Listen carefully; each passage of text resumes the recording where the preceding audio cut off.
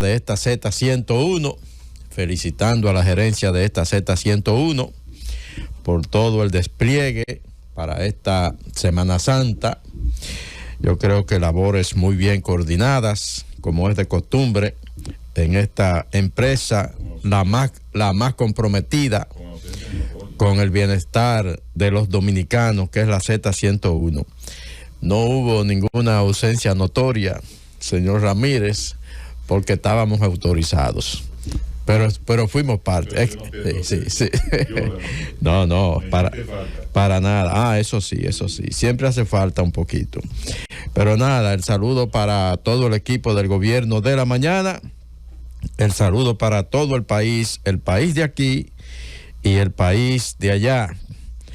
El país de allá debe de estar un poco atento, porque dice el general Frank McKenzie, que es un general retirado, es jefe del Comando Central de las Fuerzas Armadas de los Estados Unidos. Dice que ese país, los Estados Unidos, debe de prepararse para un potencial atentado terrorista similar, parecido al que acaba de ocurrir en Moscú, allá en Rusia. Él dice que los mismos grupos, el ISIS, el Estado Islámico, que se hicieron responsables por el atentado en Rusia que dejó decenas de muertes, estaría también preparándose para atacar a Estados Unidos, y que la amenaza él la describe como una amenaza creciente, una amenaza que solo está creciendo y que es real, y que por lo tanto el gobierno de los Estados Unidos y los estadounidenses deben de estar preparados para una eventualidad de este tipo. Este ataque de Moscú, que ocurrió la semana pasada en un salón donde se celebraba una actividad con más de 6,000 personas, indica que el objetivo serían grandes reuniones, escenarios donde se congreguen una cantidad importante de personas. Entonces yo creo que esta alerta que hace este general, que dicho sea de paso, por su misma condición de un ex general de gran preponderancia en las Fuerzas Armadas de los Estados Unidos, es un hombre que debe de tener información bastante acabada y fidedigna sobre esta denuncia que hace. Así que alerta allá, y no es para alarmar.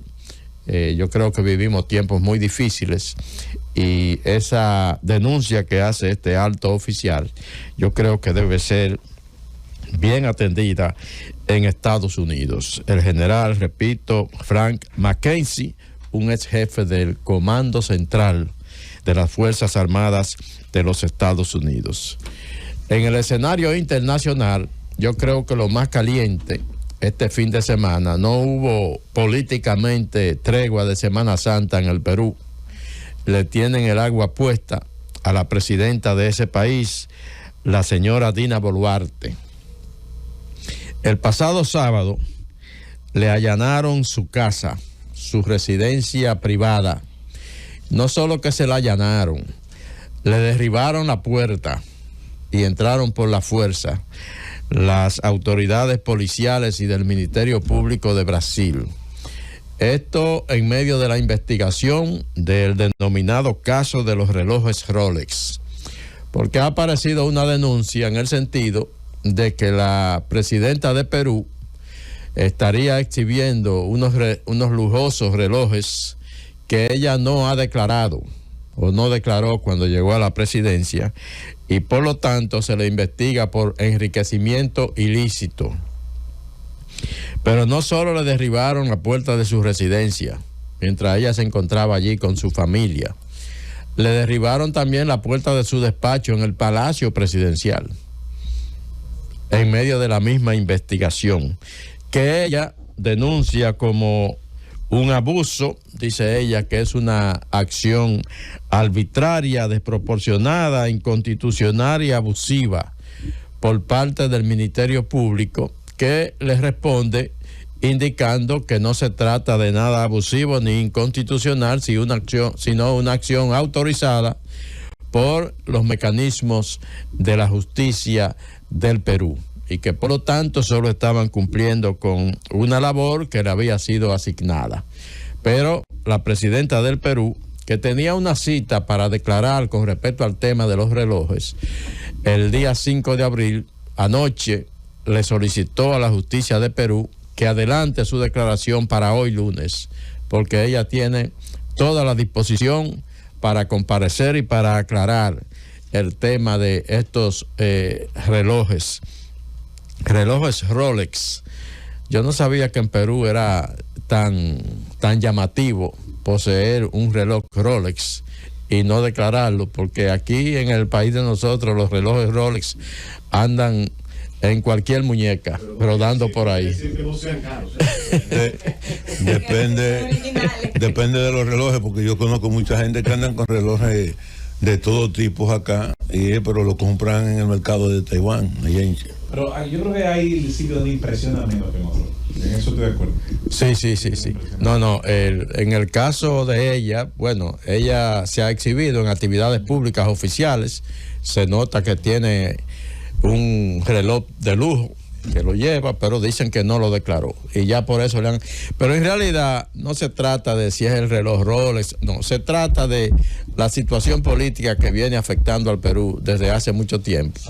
Ella llegó al poder en Perú en el 2022 en medio de una traumática situación que significó, por ejemplo, la destitución y encarcelamiento del presidente Pedro Castillo, a quien ella acompañaba como vicepresidenta.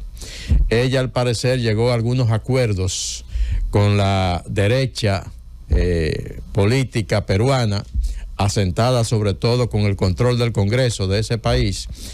Se pensaba que ella no iba a durar mucho en la presidencia de Perú, por las circunstancias en que llegó y sobre todo porque ella había sido parte del mismo gobierno que estaban destituyendo, que era el de Pedro Castillo.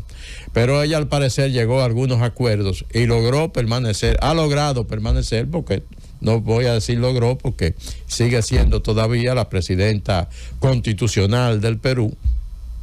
Bueno, pues ha logrado mantenerse en el cargo. Ella llegó en marzo del 2022.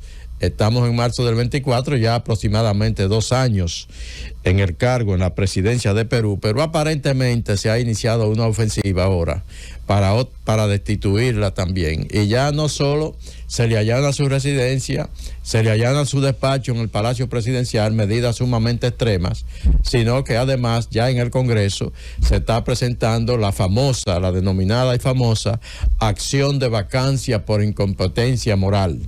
Ayer llegó una de estas acciones al Congreso, interpuesta sobre todo por el partido a través del cual ella y Pedro Castillo llegaron al poder, que es el Partido Perú Libre. Y hay que agregar que Alberto Fujimori, que ya fue excarcelado, está llevando a cabo un proceso, yo digo, de redimirse ante los medios de comunicación a través de las redes sociales, con varios videos que tratan de reposicionarlo en su imagen pública. Y hay que acordarse que su hija Keiko Fujimori, en las elecciones, en 2 periodos anteriores en las que concursó y participó, quedó muy bien parada en las elecciones. Todo eso va de la mano y al parecer no son movimientos improvisados y que quizá pudieran dar al traste ahí en Perú en un cambio antes de lo que uno esperaba. Bueno, estamos estamos observando una acción política, sobre todo en el Perú, que podría desencadenar en la destitución de otro presidente, y en este caso una presidenta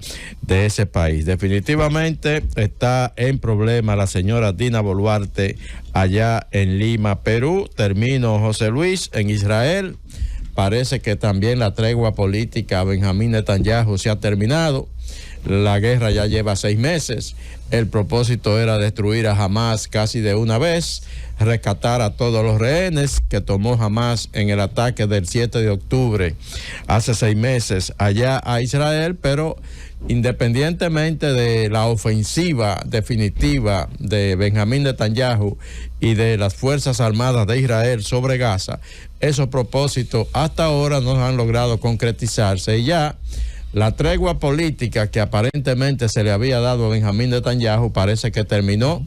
Ayer más de 100,000 israelíes salieron a las calles a protestar no solo solicitando que se libere definitivamente, que se rescate a todos los rehenes, sino solicitando adelanto de las elecciones o renuncia del primer ministro Benjamín Netanyahu, quien a propósito se encuentra convaleciente en un hospital donde acaba de ser sometido a una cirugía, dicen que de una hernia, no se especifica exactamente dónde, pero está en el hospital Benjamín Netanyahu, mientras miles de israelíes, bueno, pues protestan solicitando su renuncia o adelanto de las elecciones. Israel ha estado casi en sentido general apoyando la guerra contra Hamas, pero se había producido una especie de tregua política de la oposición, sobre todo al gobierno de Benjamín Netanyahu, que al parecer la gente ya un poco se está cansando de las promesas y del no cumplimiento de los objetivos que se forjaron y que motivaron a que la población, sobre todo, le diera una tregua desde el punto de vista político al gobierno de la ultraderecha de Benjamín Netanyahu. Hay que poner la vista ahí también, porque aparentemente a este gobernante, que no es exactamente de los más populares de Israel, bueno, pues la cosa también se le está calentando. Y termino, José Luis, felicitando a la ciudadanía dominicana. Yo creo que estamos caminando en buena dirección. En el 23 menos víctimas que en el 22 y ahora en el 24 mucho menos víctimas que en el 23. Yo creo que la ciudadanía está atendiendo al llamado, a la prudencia, y el comportamiento es cada vez mejor.